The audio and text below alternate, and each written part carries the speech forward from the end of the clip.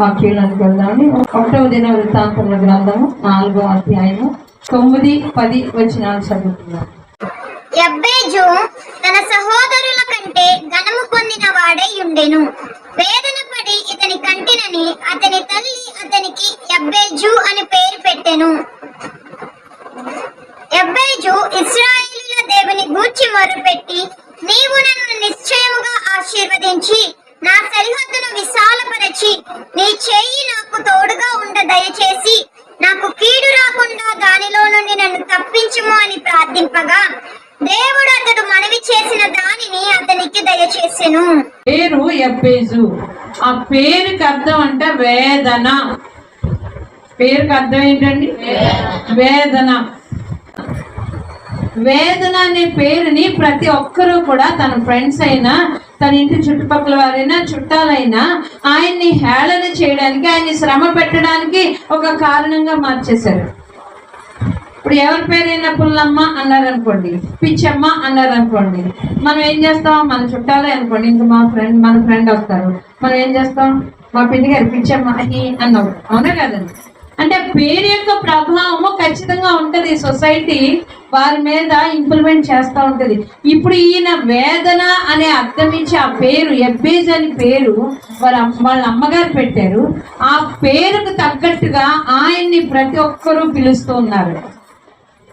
నీ పేరు వేదన, నీ పేరు వేదన. వేదన అంటే దురదృష్టం, ఇంకా ఇవన్నీ కూడా నెగిటివ్ మీనింగ్స్ అన్ని పెట్టి ఆయన్ని చాలా మంది దూరం పెడుతూ ఉన్నారు, చాలా మంది ఇబ్బంది పెడుతున్నారు, చాలా మంది మాటలు అంటూ ఉన్నారు. ఉండరా బాబు, నువ్వు నా పక్కన కూర్చుంటే నాకు కూడా నీ వేదన అంటుకుంటుంది, కొంచెం దూరంగా జరుగు అన్నవాళ్ళు ఉండొచ్చు. స్కూల్లో వెళ్ళి ఆడుకుందామని ఫ్రెండ్స్తో కలుద్దామని చూస్తే వాళ్ళు అనొచ్చు, నువ్వు బాబాయ్ ఆడు వస్తాడు, ఆడు వచ్చాడంటే ఎక్కడుంటే అక్కడ ఏడుపే, ఆడి పేరే ఏడుపు, ఆడెక్కడుంటే అక్కడ ఏడుపు. ఇలాంటి కామెంట్స్, నెగిటివ్ కామెంట్స్ వింటూ ఆయన ఎదుగుతూ ఉన్నారండి. నిజంగా మనసు ఎంత నొచ్చుకుని ఉంటుందో ఆయనకి. చిన్నతనం నుంచి వాళ్ళ అమ్మగారు ఎందుకు పెట్టారంట? డెలివరీ టైంలో ఆవిడ భయంకరంగా బాధపడ్డారంట. డెలివరీ టైంలో ఆమె ఈ బిడ్డని కనడానికి చాలా యాతన పడ్డారంట, చాలా వేదన అనిపించారంట, చచ్చిపోయానేమో అనుకున్నారంట. ఆ వేదన్ని గుర్తుగా ఆవిడ ఆ ఫ్రస్ట్రేషన్లో ఆ పిల్లాడికి ఏం పెట్టేశారండి? వేదన అని పెట్టేశారు. అంటే నిజంగా డెలివరీ ఎంత కష్టమైందో ఆ తల్లికి, ఎంత వేదన అనుభవించిందో ఆ తల్లి. ఇంకా ఆమె తట్టుకోలేక ఆ బిడ్డకి వేదన అని పేరు పెట్టింది. అయితే అప్పుడు ఆమె స్థితిని బట్టి పేరు పెట్టింది, కానీ తర్వాత ఆ బిడ్డ జీవితం ఎన్ని రకాలుగా వేదనకు గురవుతుందో, ఎన్ని రకాలుగా అవమానాలకు గురవుతుందో, ఎన్ని రకాలుగా శాపానికి గురవుతుందో ఆలోచించుకు ఉండకపోవచ్చు. అంతే కదండి. ఆ క్షణంలో ఆమె పొందిన వేదన బట్టి పెట్టేసింది. అయితే ఇక్కడ ఈయన జీవితాన్ని ఇక్కడ ప్రభువారు చూపిస్తూ ఉన్నారు. ఈయన అలాగే బాధపడుతూ, ఎన్ని రకాలుగా బాధలు పడుతూ ఎదుగుతూ ఉన్నారు. ఒక వయసు వచ్చింది, సంపూర్ణ జ్ఞానం వచ్చింది. దేవుడు అంటే ఆ కుటుంబంలో భయభక్తులు గల కుటుంబమే, దేవుని ఎరిగిన కుటుంబం. ఆయన ఒక ప్రార్థన చేయడం మొదలుపెట్టాడు. ఒక సందర్భం వచ్చింది, తట్టుకోలేకపోతున్నాడు, ఈ మాటలు తట్టుకోలేకపోతున్నాడు, ఈ కామెంట్స్ తట్టుకోలేకపోతున్నాడు, వీరందరూ చేసే హేళన తట్టుకోలేకపోతున్నాడు. దేవుని సన్నిధిలో మోకరించి అద్భుతమైన ప్రార్థన చేశాడండి ఆయన. హల్లెలూయా. ఆ ప్రార్థన ఏంటంటే, ఇక్కడ ఆయన ప్రార్థన చేస్తూ ఉన్నాడు. ఆ ప్రార్థన విన్న దేవదేవుడు ఆయన్ని వారి అన్నదమ్ముల కంటే ఎక్కువగా హెచ్చించినట్లుగా బైబిల్లో రాశాడండి. హల్లెలూయా, హల్లెలూయా. ఆయన ఒక ప్రార్థన చేశారంటే ఏమనంటే, యబ్బేజు ఇశ్రాయేలీల దేవుని మొరపెట్టి, నీవు నన్ను నిశ్చయముగా ఆశీర్వదించి, నీవు నన్ను నిశ్చయముగా ఆశీర్వదించి నా సరిహద్దును విశాలపరిచి. అక్కడ ఆగండి. ఇప్పుడు యబ్బేజు గారు ప్రభు సన్నిధిలో మోకరించి కన్నీటితో, దుఃఖముతో ఎలుగెత్తి ప్రార్థన చేయడం మొదలు పెట్టారు. ఎలా ఉందండి ఆయన స్థితి? ఇంకా భరించలేకపోతున్నాడు. ఇంకా నా వల్ల కాదు ప్రభా, ఈ వేదనని నేను భరించలేను, ఈ అవమానాన్ని నేను భరించలేను, ఈ నిందల్ని నేను తట్టుకోలేకపోతున్నాను ప్రభా, ఈ ఒంటరితనాన్ని నేను తట్టుకోలేకపోతున్నాను ప్రభా. దీని నుంచి బయటపడేసింది నీవు మాత్రమే. కాబట్టి ఆయన ఒక బలమైన ప్రార్థన చేస్తూ ఉన్నాడు. ఏంటంటే, దేవా ఇశ్రాయేలీల తండ్రి నన్ను కరుణించి, ఆయన ఒక మాట అంటూ ఉన్నాడండి, నా సరిహద్దును విశాలపరిచి. ఆ చుట్టూ ఖాళీ ప్రహారీ గోడకి వాళ్ళ ఇంటికి ఎంత ఖాళీ ఉంచారనుకోండి, మనం ఏమంటే అబ్బా మొక్కలు వేసుకోవచ్చు, అటు ఇటు తిరగడానికి బాగుంటుంది. ప్లేస్ ఏమీ లేదనుకోండి, గోడ ఇంటి గోడ వాళ్ళ గోడ ఒకటే అయిపోయింది అనుకోండి, మనం ఏమంటాం, అయ్యో కొంచెం ప్లేస్ ఉంటే మొక్కలైనా నడవడానికైనా బాగుండేదే అని అనుకుంటాం. అంటే అంత ఇరుకైపోయింది అనమాట ఆయన జీవితం. ఎలా అంటే ఆయన జీవితంలో ఒక ఫ్రెండ్ కూడా లేడని అర్థమవుతుందండి. ఆయన చేసిన ప్రార్థన, నా సరిహద్దులను విశాలపరచండి అంటే, ఒక స్నేహితుడు లేడు, ఒక ఆదరించే బంధువు లేదు, ఒక అన్నదమ్ములు కూడా ఆయన జీవితంలోకి రావడానికి ఇష్టపడట్లేదు అని అర్థమవుతుందండి. ప్రియ బిడ్డలారా, ఎంతటి కఠినమైన పరిస్థితి ఆయన అనుభవిస్తున్నారో చూడండి. చాలా వేదన పొందుతూ ఉన్నాడు, చాలా ఒంటరి అయిపోయాడు. ఇటు అన్నదమ్ములు పలకరించట్లేదు, అక్క చెల్లెళ్ళు పలకరించట్లేదు, ఫ్రెండ్స్ అయితే అసలు లేనే లేరండి. ఆయనతో స్నేహం చేయడానికి ఏ మాత్రం కూడా ఇష్టపడట్లేదు. ఎందుకంటే వాడు వస్తే ఏడుపు వస్తుంది, వాడు మన పక్కన కూర్చుంటే వాడితో పాటు ఏడుపు వస్తుంది. కాబట్టి వీడిని దూరం పెట్టండి. ఎలా ఉందండి సొసైటీలో, అతను వెలివేయబడిన పరిస్థితి వచ్చింది. ఇంట్లోనే ఉన్నాడు, అన్నదమ్ముల మధ్య, అక్క చెల్లెల మధ్య, తల్లిదండ్రుల మధ్య ఉంటున్నాడు, కానీ ఒంటరైపోయిన పరిస్థితి అండి. వెలివేయబడిన పరిస్థితిలో ఆయన అత్యంత భయంకరమైన పరిస్థితిలో ఆలోచించాడు, ఈ స్థితిని మార్చేది నా దేవుడు ఒక్కడే అనుకున్నాడండి. ప్రార్థన చేయడం మొదలు పెట్టాడు. అయ్యా నా సరిహద్దును విశాలపరచండి అంటే, నాకు స్నేహితులు అనుగ్రహించండి, నా అన్నదమ్ముల ప్రేమ నాకు కావాలి, నా అక్క చెల్లెల ప్రేమ నాకు కావాలి, నా స్నేహితుల ప్రేమ నాకు కావాలి, నా తల్లిదండ్రుల ప్రేమ నాకు కావాలయ్యా, నా బంధువుల యొక్క ప్రేమ ఆదరణ కావాలి, నా స్నేహితుల యొక్క గౌరవం కావాలి ప్రభా. నేను పని చేసే చోట నాకు ఒక గౌరవం కావాలి ప్రభా. నా సరిహద్దును విశాలపరచండి అంటే, మన జీవితంలోకి అనేక మంది, అంటే మనల్ని మనలుగా గౌరవించి ప్రేమించి ఆదరించే వ్యక్తుల కొరకు ప్రతి మనిషి ఎదురు చూస్తాము. ఇప్పుడు ఆయనకి వివాహం కూడా అయ్యి ఉండకపోవచ్చు, ఎందుకండి మాట్లాడడానికి ఎవరికి ఇష్టం లేదు. ఈవెన్ దేవుడు రాశాడు వాళ్ళ అన్నదమ్ముల కంటే హెచ్చింపబడ్డాడు అని. అంటే ఏంటి, అన్నదమ్ములు కూడా నిర్లక్ష్య పెట్టారు. నువ్వు ఎక్కడుంటే అక్కడ ఏడుపురా, ఏడుపు కొట్టడురా నువ్వు అని అనడం మొదలు పెట్టారండి. ఈనాడు ఆయన ఒంటరైపోయిన స్థితిలో దేవాదేవుని పట్టుకున్నాడు. అయ్యా నీవు తప్ప నా పరిస్థితిని మార్చేవారు ఎవరు లేరయ్యా. ఇప్పుడు ఆయన ఏమంటున్నారు, ప్రభా నన్ను అన్న వాళ్ళందరినీ శపించండి అని ప్రార్థన చేశారండి. నన్ను ఎవరైతే బాధ పెట్టారో వాళ్ళందరూ నాశనం అయిపోవాలి ప్రభా. మనం సహజంగా ఒక ప్రార్థన చేస్తాం, ఒకటి అనుకుంటాం, నేను బాగా డబ్బు సంపాదించి వాళ్ళ పని చెప్తాను, లేకపోతే నాకు ఒక ఉద్యోగం వచ్చిన తర్వాత వాళ్ళ పని చెప్తాను, లేకపోతే నాకు ఈ కార్యం అయిన తర్వాత వాళ్ళకి సమాధానం చెప్తాను అని మనం సహజమైన బాధతో అనుకుంటూ ఉంటాం. కానీ ఈయన అన్నాడు, ప్రభా ఎవ్వరు లేని ఒంటరి జీవితం, కానీ అందరినీ నాకు అనుగ్రహించండి అయ్యా అని అడుగుతూ ఉన్నాడండి. హల్లెలూయా. దైవికమైన నడిపింపు ఉన్న ప్రార్థన ఇటు రీతిగా ఉంటుంది. అందరినీ దూరం చేసుకుని ఒంటరిగా ఉండడం అది దేవుని చిత్తం కానే కాదు.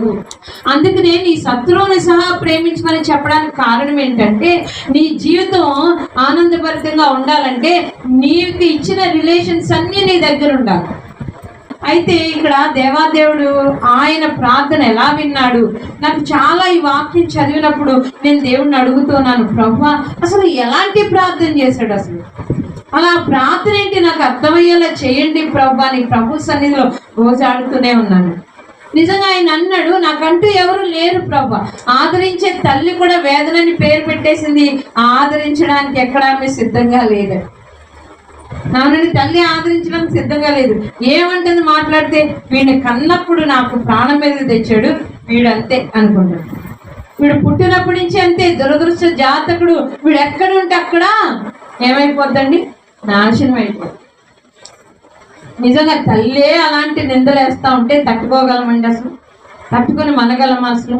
ఇంకా అన్నదమ్ములు అంటే తల్లి అలా ఉంటే అన్నదమ్ములు సరే సరి అన్నదమ్ములు సరే సరే, స్నేహితులు సరే సరే, బంధువులు కూడా, అమ్మ నువ్వు వస్తే వచ్చావు కానీ మీ పెద్ద అబ్బాయిని మాత్రం మా ఇంటికి పెళ్ళికి తీసుకురాకు, ఎందుకంటే ఆడు వచ్చాడంటే ఏడుపు వచ్చేది కాబట్టి మా ఇంటికి తీసుకురాకు అని కూడా చెప్పి ఉండొచ్చండి. అందుకే ఇక్కడ ఆయన అంత గట్టి ప్రార్థన చేస్తున్నాడు, ప్రభువా నా సరిహద్దులను విశాలపరచండి, నాకు మీరు అనుగ్రహించిన ప్రతి బంధుత్వము, ప్రతి ఒక్కరి ప్రేమ నాకు కావాలయ్యా అని అడుగుతూ ఉన్నాడు. హల్లెలూయా. యోసేపు గారు ఆయన అన్నదమ్ములు చిన్న వయసులో 15 సంవత్సరాల వయసులో అమ్మేస్తే 30 సంవత్సరాల వయసులో యోసేపు గారు రాజు అయిన తర్వాత తిండి కూడా ఆహారం లేదు. ఆ దేశానికి వెళ్తే సింహాసనం మీద ఉన్న యోసేపు గారు వాళ్ళ అన్నదమ్ములను చూసి గుర్తుపట్టారండి. ఇక్కడ మనం అబ్జర్వ్ చేయాల్సింది ఏంటంటే అన్నదమ్ములు యోసేపు గారిని గుర్తుపట్టాల. ఎందుకనంటే ఆయన స్వరూపమే మారిపోయింది. ఆయన స్వరూప్, మహారాజు యొక్క డ్రెస్సింగ్ ఎలా ఉంటుందండి, మంత్రి గారి డ్రెస్సింగ్ ఎలా ఉంటుందండి, ఆయన డ్రెస్ కానీ, ఆయన వేసుకున్న ఆభరణాలు కానీ, ఆయన కూర్చున్న సింహాసనం కానీ, ఇక్కడ మా తమ్ముడు ఉంటాడు అని ఎక్స్పెక్ట్ చేస్తారు. అసలు ఆడెక్కడో చెప్పులు తగ్గకుండా ఉంటాడు అనుకునే ఉంటారు. కానీ దేవాదేవుని మీద ఆనుకుని ప్రార్థనా జీవితం జీవించిన యోసేపు గారు ఆ సింహాసనం మీద కూర్చున్నప్పుడు ఆయనే చూశారండి. అదే మనం సింహాసనం మీద కూర్చొని వచ్చారు ఏదో కానీ చెప్తా, ఇప్పుడు దొరికారు అన్న చెప్పి, ఇప్పుడు దొరికారు. అక్క చెల్లెల్ని పొడుస్తూ ఉన్నారా? జాగ్రత్త అండి, దెప్పు పొడుపులు మనకు ఉండద్దు. ఒకవేళ కొన్ని గొడవల వల్ల స్నేహితులు కానీ, బంధువులు కానీ, అక్క చెల్లెలు, అన్నదమ్ములు కానీ దూరం అయ్యారు అనుకోండి, రిలేషన్స్, కుటుంబ వ్యవస్థ ఎప్పుడైనా మళ్ళీ కలుస్తూ ఉంటాం, అంతే కదండి. కొన్నాళ్ళు విడిపోతాం కానీ మళ్ళీ ఏదో సందర్భంలో, ఏదో అకేషన్లో, ఏదో కష్టంలో ఏదో విధంగా కలుస్తూ ఉంటాయి. బంధుత్వాలు కలవక మానవు. ఆ కలిసినప్పుడు నువ్వు అలా చేసావు కదే, నువ్వు ఇలా చేసావు కదా, అది ఎప్పుడు మానేది. హృదయపూర్వకంగా పలకండి. ఓన్లీ ఏదో అయిపోయింది, అప్పుడు ఏదో అన్నావు, నేను కూడా తప్పే అన్నాను, అవన్నీ వదిలేయి, ఇప్పుడు ఎలా ఉన్నావు అని హృదయపూర్వకంగా మాట్లాడడం నేర్చుకోండి. ఇప్పుడు ఎబ్బేస్ గారి దగ్గరకు వస్తే ప్రార్థన మనం నేర్చుకోవాల్సింది ఏంటంటే, ఆయన అన్నారు నన్ను ఇబ్బంది పెట్టిన వాళ్ళందరినీ బయటికి గెంటేంటి ప్రభు అన్నట్లా, నా సరిహద్దుని అంటే నా జీవితంలోకి వారందరినీ ఆహ్వానిస్తూ ఉన్నాను ప్రభు. వారందరి ప్రేమ నాకు కావాలి, అన్నదమ్ముల ప్రేమ కావాలి, తల్లిదండ్రుల ప్రేమ కావాలి, స్నేహితుల ప్రేమ కావాలి, అందరి ప్రేమ కూడా నాకు కావాలి అని ఆయన ఎలా కోరుకుంటాడండి దేవుణ్ణి? నా సరిహద్దుని విశాలపరచండి అయ్యా. ఇప్పుడు మన ఇంటికి చాలా ఒక 20-25 మంది చుట్టాలు వచ్చారనుకోండి, ఎలా ఉంటుంది? ఇల్లు సందడిగా ఉంటుంది, ఎంతో సంతోషంగా ఉంటుంది, ఎంతో ఆనందంగా ఉంటుంది. ఇప్పుడు మన జీవితంలో దేవుడు అంటూ ఉన్నాడు, ఆయన ప్రార్థన చేస్తూ ఉన్నాడండి. ఎబ్బేస్ గారు ప్రార్థన చేస్తున్నారు, ప్రభువా ఎవరైతే నన్ను కాదనుకున్నారో, ఎవరైతే నన్ను అసహించుకున్నారో వారందరూ నన్ను చూసి సంతోషించేలాగా నా జీవితాన్ని ఆశీర్వదించండి అయ్యా. వారందరినీ నా జీవితంలోకి ఆహ్వానిస్తున్నాను, నా సరిహద్దుని విశాలపరుస్తూ ఉన్నాను, నా సరిహద్దుని విశాలపరచండి అయ్యా అని దేవునికి మొట్టమొదటిగా మొరపెట్టుకుంటూ ఉన్నాడు. హల్లెలూయా. రెండో ప్రార్థన చేస్తూ ఉన్నాడండి ఆయన, ఏమనంటే కీడు నీ చెయ్యి నాకు తోడుగా ఉండా, దయచేసి నాకు కీడు రాకుండా దానిలో నుండి చాలండి. ఇప్పుడు ఆయన ఏమన్నాడు? అయ్యా నీ చెయ్యి నాకు తోడుగా ఉంచండి. ఎవరి చెయ్యి తోడుగా ఉండాలండి? మనకి దేవుని చెయ్యి తోడుగా ఉండాలండి. ఏమండి, మన అన్నదమ్ములు కానీ, అక్క చెల్లెలు కానీ కొంత హెల్ప్ చేశారనుకోండి, మన జీవితం నిండిపోద్దండి? అస్సలు నిండదు. తాత్కాలికంగా ఒక సహాయం మాత్రమే, కానీ నిజంగా మన జీవితం ఆశీర్వదింపబడితేనే, మన కష్టంతోనే మనకి సమృద్ధి వస్తుంది. కానీ అన్నదమ్ములు, అక్క చెల్లెలు, స్నేహితులు ఎంత సహాయం చేసినా అది అవసరార్థమే అంతే అంటానండి. అవునంటారా కాదంటారా? అది తాత్కాలికంగా ఉపయోగపడదు తప్ప మన జీవితాన్ని పూర్తిగా నింపదండి. అది మన కష్టమే ఫలించాలి, మన యొక్క కష్టాన్ని దేవుడు ఆశీర్వదించాలి. ఇప్పుడు ఎబ్బేస్ గారు అడుగుతూ ఉన్నారు, అయ్యా నీ చెయ్యి నాకు తోడుగా ఉండ దయచేయండి అయ్యా. హల్లెలూయా. నిజంగా ఇప్పుడు దేవుడిని అడుగుతున్నాడు, అయ్యా ఆ కీడులన్నిటి నుంచి నన్ను తప్పించండి అయ్యా అని ప్రార్థన చేశాడంటండి. దేవుడు ఇక్కడ చెప్తున్నాడు, అతనంట ఆ తర్వాత ప్రార్థన అయిన తర్వాత ఆయన్ని దేవుడు ఎట్టి రీతిగా ఆశీర్వదించాడో బైబిల్లో రాయబడలేదు, కానీ అద్భుతమైన ఒక మాట రాశాడండి 9వ వచనంలో. చూడండి అమ్మా. 9వ వచనం. యబ్బేజు తన సహోదరుల కంటే ఘనము పొందిన వాడై ఉండెను. ఇప్పుడు ఇంత వేదన పడి ఇంత అవమానాలు పొందిన ఈయన తన సహోదరులందరికంటే అంటే తన అన్నదమ్ములందరికంటే దీవించబడ్డాడు అని సింపుల్ గా రాయలేదండి. ఘనము పొందిన వాడు అయ్యాడంటండి. చప్పలు కొడుతూ దేవుని నామాన్ని బయటపడతాం. ఎలా పొందాడంటండి? ఘనమేమి పొందాడండి, ఘనతని పొందాడంట. మరి ఏ ఆఫీసర్ అయిపోయాడో, ఏ ప్రధానమంత్రి అయిపోయాడో ఏంటో బైబిల్లో రాయబడలేదు. కానీ ఒక మాట అద్భుతమైన రాత్రి, తన కుటుంబ సభ్యులందరికంటే తన అన్నదమ్ముల కంటే అతను ఘనత పొందాడంటండి. హల్లెలూయా. ఈ రోజు ప్రభువారు అంటున్నారు, నీకున్న వేదన ఏంటి, నాకున్న వేదన ఏంటి? ప్రభువారు అంటూ ఉన్నారు, నీకు ఎటువంటి వేదన ఉన్నా, ఎలాంటి వేదన ఉందండి? అనారోగ్యం అనే వేదన, అప్పుల బాధ అనే వేదన, ఎవరి ప్రేమ దక్కట్లేదనే వేదన, నేను ఎవరితో మాట్లాడినా అర్థం చేసుకోవట్లేదు, నా ఇంటి వారే నన్ను అర్థం చేసుకోవట్లేదని వేదన, అయిన వారు దూరం అయ్యారని వేదన, అర్థం చేసుకునేవారు ఎవరు లేరని వేదన. ఎన్ని వేదనలు ఈరోజు మన జీవితంలో చుట్టుముట్టాయో, ఎన్ని ఇబ్బందులు మన జీవితంలో చుట్టుముట్టాయో, ఎన్ని అసమాధానములు కుటుంబంలో, ఎన్ని వేదనల చేత పీడింపబడుతూ ఉన్నాము. దేవుడు అంటున్నాడు, ఆ వేదనలో నువ్వు ప్రార్థన చేస్తే, ఎలాంటి ప్రార్థన తెలుసండి? 2 అంశాలు ఉండాలండి మన ప్రార్థనలో. ఒకటి నిజాయితీతో కూడిన ప్రార్థన చేయాలి, రెండోది పట్టుదలతో కూడిన ప్రార్థన చేయాలి. హల్లెలూయా. పట్టుదల. యెబ్బేసు గారు ఎంత గొప్పగా దీవించబడ్డాడండి. ఓన్లీ సామాన్యంగా దీవించబడలేదండి, ఘనత పొందాడంటండి. హల్లెలూయా. అంటే ఇప్పుడు కొంచెం హెల్ప్ కావాలన్నయ్య అని వెళ్ళేటట్టు ఉన్నాడు అనమాట ఆయన. అంత గొప్పగా దీవించాడు దేవుడు. అయితే ఆ గొప్పతనం రావడానికి మూలమైన క్రియ ఏం చేశాడండి యెబ్బేసు గారు? ప్రార్థన చేశారు. మనలో లేనిది మనం నేర్చుకోవాల్సింది ఏంటంటే బలమైన, శక్తివంతమైన, పట్టుదలతో, నిజాయితీతో కూడిన ప్రార్థన మనం చేయడం మొదలు పెట్టాలండి. ప్రార్థన పరిస్థితుల్ని మారుస్తుందండి. అలాగే కదా ఇంతవరకు ఎన్ని పరిస్థితులు మార్చుకుంటూ వచ్చామండి.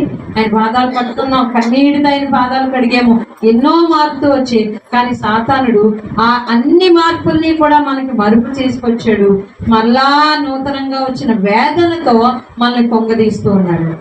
వాడి మీద మనకు అక్కర్లేదు, వాడి మీద మనకు పోరాటం అక్కర్లేదు. మన పోరాటం అంతా దేవుని పాదాలు పట్టుకుని బతిమాలుకున్నాం. ప్రార్థన చాలా శక్తివంతమైనది. మనం ఆ శక్తివంతమైన ప్రార్థన చేయకుండా సాతానుడు అడ్డుకట్ట వేస్తూ ఉంటాడు, విసుగు తెచ్చేస్తూ ఉంటాడండి. చాలా విసుగు వచ్చేది, ఏం ప్రార్థన అస్తమానం చాలా ప్రార్థన చేశాను అయినా జరగట్లేదని విసుగు తెస్తాడు. అందుకే దేవుడు అన్నాడు, విసుగవద్దు, విసకుండా ప్రార్థన చేయండి, నిరాశపడద్దు. ఎందుకంటే సజీవుణ్ణి, బహుబలము కలిగిన, నామము కలిగిన నేను మీ జీవితంలో ఎటువంటి కార్యాన్ని చేయడానికైనా సమర్థుణ్ణి అని చెప్తున్నాడండి. హల్లెలూయా, హల్లెలూయా. కాబట్టి ప్రార్థన ఎవరు నిర్లక్ష్యం చేయదు.